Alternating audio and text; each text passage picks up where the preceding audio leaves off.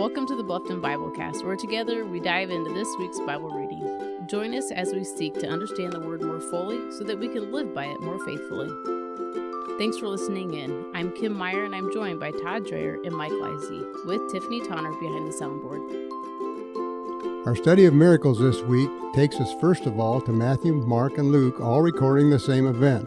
This is a miracle of Jesus casting demons from one or two men into a herd of pigs. Wait, hold on there, Mike. Did you just say one or two men? Yes, Kim, I did. You know, as old as I am, it has never registered that Matthew records two demon-possessed men coming out of the tombs of the Gardarians, while Mark and Luke record only one man. So, Mike, how old are you really? Well, I'd rather not talk about that. Okay. So, does this mean the Bible contradicts itself? Well, that was my first thought, too, until I started researching a little deeper. The Jeremiah and Life Application Study Bibles indicate that the Gospel writers often mentioned only the more prominent individuals in a story rather than including everyone involved. Apparently, Mark and Luke mentioned only the man that did the talking. Mike, I think this makes sense. We actually do it all the time. Think about this example. Mike, if you told me that Chad had the morning sermon at Country Church last Sunday, but Kim told me that Chad and Mark had the morning sermon last Sunday because Mark finished up, would that be a contradiction? I don't think so. Kim's just providing more details, but Chad actually did most of the preaching. That is an interesting point, guys. And as I dug in a little deeper to the story, I discovered that the country of the Gadarenes was located in the southeast corner of the Sea of Galilee. It was largely inhabited by Gentiles, which explains the herd of pigs, because the Jews did not raise pigs. They were considered unclean and thus unfit to eat. In Leviticus 11:7-8, God, through Moses, declared swine to be unclean. Jews were not to eat the meat or touch their carcasses. It also amazes me that after bowing down to Jesus, the demons introduced themselves by the name of Legion. As a side note, a legion in the Roman army was around 5,000 to 6,000 men. It blows my mind that there could have been that many fallen angels living in these men. No wonder chains couldn't hold them. I mean, Mark gives a remarkable description of a tormented individual driven from society because he was impossible to control by purely human methods. Good point, Todd. According to Jewish ceremonial laws, the men Jesus encountered were unclean in three ways. Number one, they were Gentiles. 2, they were demon-possessed. And 3, they lived in a graveyard. However, Jesus helped them anyway. He wanted to plant the seed of the plan of salvation in a Gentile community as well as the Jews. So to continue the story, when Jesus ordered the demons into the pigs, the demons drove the animals into the sea, proving their destructive intent. If they could not destroy the men, they would destroy the pigs. So the next question that enters my mind was, after they saw the miracle, why did the local people ask Jesus to leave? Excellent question, Todd. Mark writes that the herd of swine numbered 2,000. Their death signified a huge loss of income to these Gentile people. Unlike their own pagan gods, Jesus could not be contained, controlled, or appeased. They feared Jesus' supernatural power, a power that they had never before witnessed. They appeared to be more upset about losing a herd of pigs than they were glad about the deliverance of the demon-possessed men. Another observation, Mike, is that when the people urged Jesus to leave, he quickly complied. But Jesus left behind the man whose life had been changed, and he spread the word, proclaiming throughout the whole city what great things Jesus had done for him. When someone encounters Jesus, they cannot help but share the story.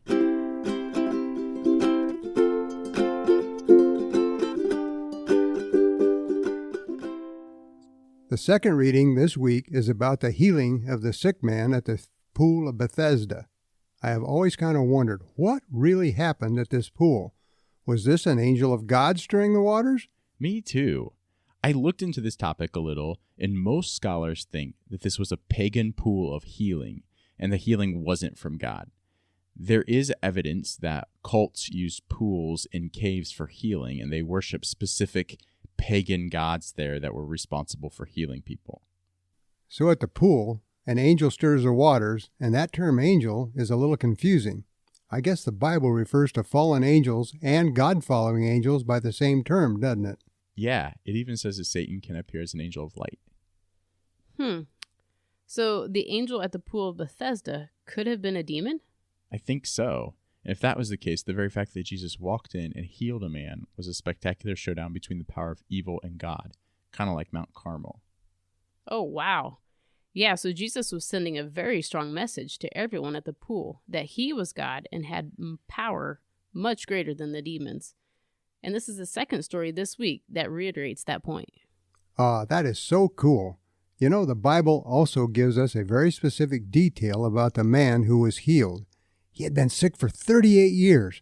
Why do you think the Bible mentions this detail? And is that number mentioned anywhere else in the Bible? Actually, Mike, it is, but only one other place. Where? It's back in Numbers 14, when the children of Israel had been in the wilderness for 2 years, and they had just sent spies into Canaan, and they had decided that they were too afraid to go in. If you remember, Numbers 14:29 says, "Because of your unbelief, you will wander for 38 more years." It was a consequence of unbelief. Yeah, and it seems that belief is one of the main themes reiterated throughout the Gospel of John. Listen to John 20, verses 30 through 31. Jesus performed many other miraculous signs in the presence of his disciples, which are not recorded in this book, but these are written that you may believe that Jesus is the Messiah, the Son of God, and that by believing you may have life in his name. So it is possible that the healing and faith of this man was being contrasted with the unbelief of the Israelites centuries before. Yeah, that makes sense, Mike. Jesus is demonstrating his power, but also the reader should be evaluating where their faith is placed.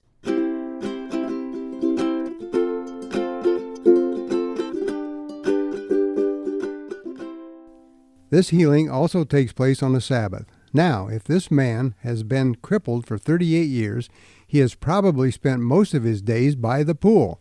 So why did Jesus choose a Sabbath day to heal him? Maybe ruffle the feathers of the Pharisees? Yeah, sure, Todd. No, but I mean, he could have chosen like Wednesday and he would have avoided all that, right?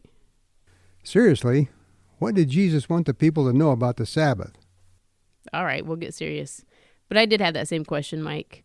So I did some digging, and honestly, I was a little afraid to get lost in all the do's and don'ts of the Sabbath. And? Well, I actually discovered God had two main purposes for the Sabbath. The first one was to be a sign of God choosing and sanctifying the Israelites as his people. They were to set aside a day to remember who God is and what all he had done. No other nations had an official Sabbath, so this would definitely set Israel apart. But Kim, would other nations ever pay attention to this? Well, think about this. All the other nations were accustomed to working hard with no rest because they needed to survive. But to see a nation rest from all work on a regular and frequent basis had to get their attention, which actually leads into God's second purpose for the Sabbath. Oh, really? How so? Observing the Sabbath would also remind them of creation, where it all began, with God who rested. The Sabbath day was a rest from work, but that rest was also worship. Israel's choice to rest indicated that they trusted and belonged to God. I'm curious, Kim, does God state these two purposes when he gives the Ten Commandments? I'm glad you asked, Mike. In both commentaries that I used, ESV Study Bible and David Jeremiah both pointed out this interesting detail. When the Ten Commandments are being listed in Exodus, the focus for the Sabbath is rooted in creation, which is the second purpose that we just discussed. But then in Deuteronomy 5, the emphasis is on remembering their slavery in Egypt and how God chose them and delivered them, which was the first purpose that I shared. That is interesting. Did the commentary say why the difference? Are you looking at my notes? Because yes, they did address that too. In Exodus 31, when Moses is receiving the first set of stone tablets, God addresses the Sabbath and states both purposes. Because of Exodus 31, in their opinions, it shows that there is no tension between the two versions of the Ten Commandments.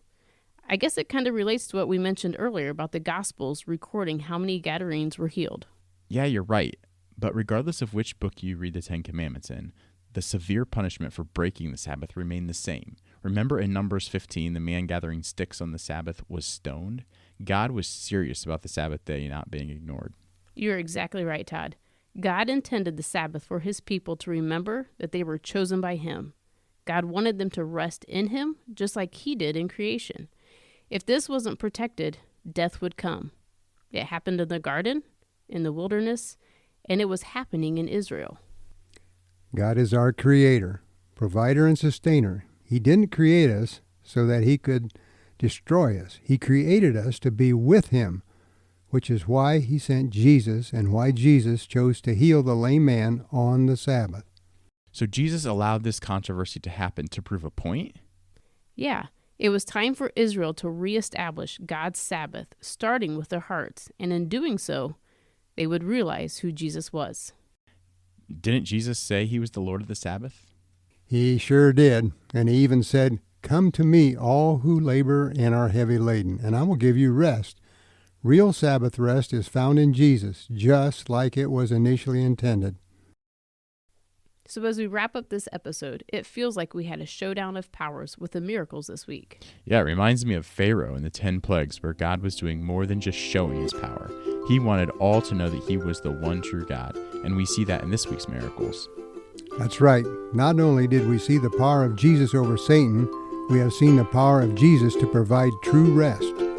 Yeah, so as we go into this week, let's be looking for where God is working and how we can fully rest in him.